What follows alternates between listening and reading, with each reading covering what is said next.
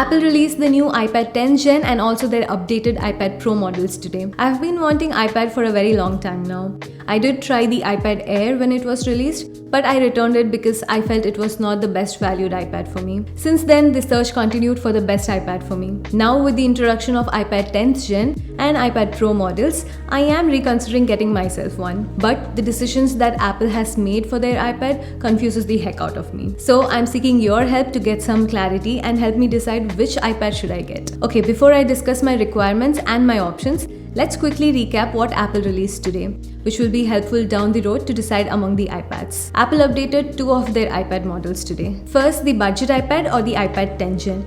This was their entry-level iPad, which was priced at $329. It had a 10.2-inch non-laminated display, an A13 Bionic processor, and a home button with Touch ID. Now the iPad 10 Gen has gotten some decent upgrades. The design was pretty old, and finally Apple updated the budget iPad to get the same design as their other iPads. Slimmer bezels, no home button, a Touch ID sensor on their power button, and a squared off design. I'm not sure if it's a good thing or a bad thing because even this refreshed design is 4 years old. Apple updated the processor to an A14 Bionic chip. It's 2-year-old chip but still a capable one for an entry-level iPad. The rear camera is now a 12-megapixel camera as opposed to an 8-megapixel in the 9th Gen. The front-facing camera got an interesting upgrade. It's still a 12-megapixel camera, but as a first, the camera is in landscape orientation as opposed to in portrait mode like every other iPad. Another noteworthy change is the budget iPad now has USB-C port. Finally, all the iPads now have USB-C. There is an optional 5G model too. Okay, that's not a bad upgrade. In fact, a decent upgrade. Where people will start to cringe a little is when they hear about the pricing. Considering this is an upgrade to budget iPad, which was sold for $329, the new 10th Gen iPad now costs not $350, not $400, but $450 for 64GB. A 256GB cellular model will cost around $750. Now, I'm not sure how to take that pricing. Second, Apple updated its iPad Pro models. It's a very small update. They bumped the processor from M1 to M2 chip. Well, that's it. It's the same design, same price, same everything else. As a side effect of M2 chip, you can record ProRes video at 4K. Nothing else significant. Alright. Now I'm in the market for an iPad and I have a few requirements, but none of the current iPads check all the boxes for me. Maybe you guys can help me decide. Let me put down my requirements first in a few categories. Regarding the performance, my main use of this iPad will be media consumption, jotting down notes, browsing, and occasional photo editing. I'm not going to do any demanding tasks or play intense games on my iPad. So an M2 processor is not an absolute must for me. That being said, I wouldn't mind a decent chip for one main reason. I intend to keep this iPad for a few years, so I want software upgrades for a few years. And also, as apps get more demanding in a couple of years, I don't want it to slow down within a short time. So a good performing iPad which can hold well for at least 3 years. Second, display.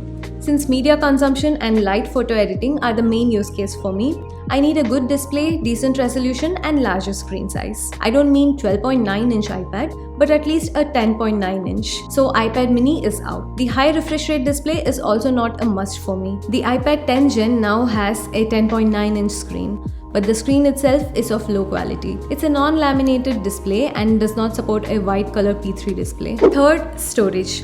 I take a lot of pics and use a lot of space for my editing and documents, so I need at least 128 gigs of storage. The base model iPad Air, iPad 10 Gen all start at 64GB and it doesn't cut it for me. If I go with either of those, I need to go with their next storage option, which is only 256 gigs. Fourth, value for money.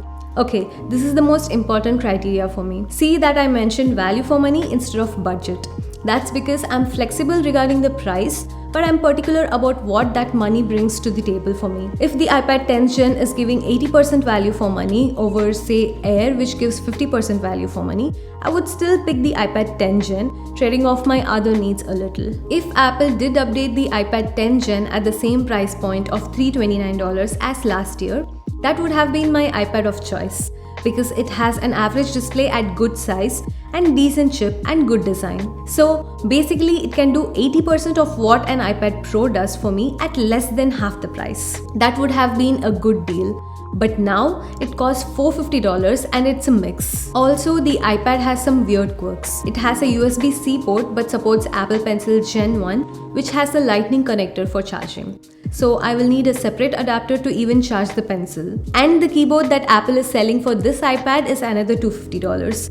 It's basically a rip-off of the Logitech keyboard for iPad or the Microsoft Surface Pro keyboard and stand. These two issues lowers the value for money for the iPad 10 Gen. So far, it seems like the iPad Air is a good choice for me, right? $600 for an M1 chip, 10.9-inch laminated display, and Apple Pencil 2 support. And if you take into consideration that you can get one for much cheaper price online or even a refurbished one, it seems like the one for me, right? There is one small issue with the iPad Air. Actually, I went into detail in this video.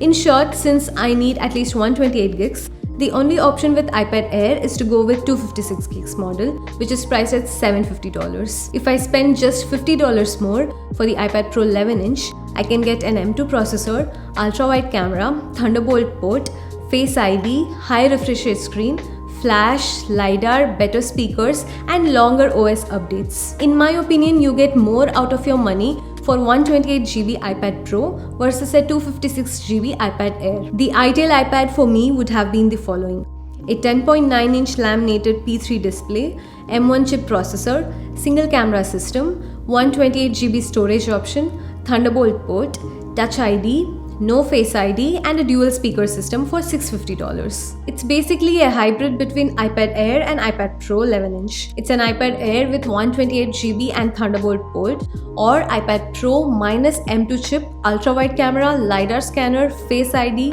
high refresh rate screen, and 4-speaker system. I'm not able to make up my mind as to which one would be a better value for me. I'm gonna go with your advice and get the one which you think is the best value for money iPad between the two. I will create a poll which I will link in the description where you can pick the iPad which best suits for me. Else you can comment in the description as to which one is the better iPad of the two for me. I'm asking you because I don't think my requirements are anything specific. A lot of people would be on the same boat as me, and I would like to know which among these two you guys picked for yourself and what is the reason behind it. As a related rant, I would really like Apple to get better at their pricing or provide appropriate features in their device. For example, pricing an iPad Air 256GB model at $750 is not fair, especially when we can get an iPad Pro with the next gen chip and so much more features for just $50 more. Or give a 4-year-old design to the iPad 10th gen with a processor bump after 1 year and increase the price over $120. To be very clear, updating the processor after 1 year,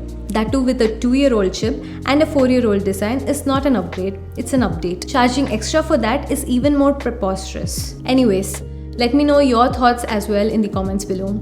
I would really like to know what you think about it. A like and subscribe to the channel would be amazing and really mean so much. I will see you in the next one. This is Anjana. Bye bye.